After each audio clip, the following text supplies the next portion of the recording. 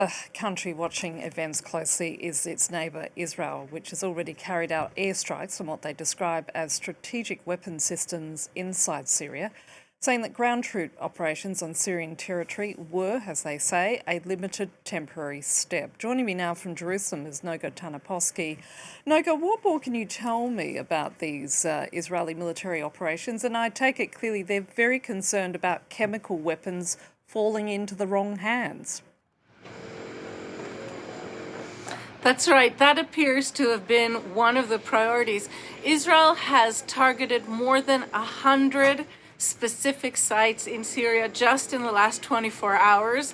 I was about to tell you it's doing so under the radar, but mostly it's doing so in a vacuum. It's an opportunistic chance for Israel to be able to take care of some business that it couldn't do in Syria while Iran was using Syria as a hub to transfer weapons to Lebanon, to Hezbollah, while Russia was sort of policing around, and Iranian generals were in charge of all of this weapons production. So Israel's taking advantage of this, but there is a concern that Israel may be pushing this too far.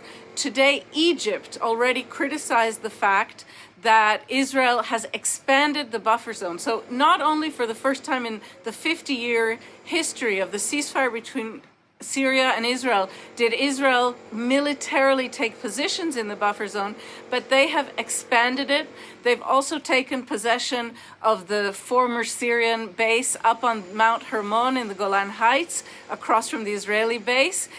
And just now, the Israeli website Walla News is quoting Northern Front officials saying that it's going to take quite something to get Israel out of Syria, and adding, we're not going to see another October 7th coming from here.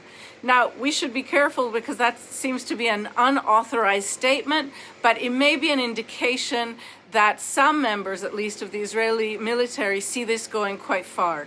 And at the same time, there's been some movement on the hostage front in Gaza, with Hamas calling on those militant groups in Gaza holding Israelis to give them details.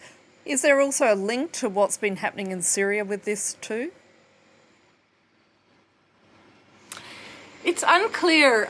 Israeli Prime Minister Benjamin Netanyahu has said so publicly that because of the fall of Assad, there's now a new opportunity to negotiate for hostages, although he's never made clear what that link might be. What we are seeing is that the imminent now inauguration of Donald Trump and his almost daily demands that he wants to see the hostage issue resolved. He even said today he wants to see Israel get a victory picture before January 20th.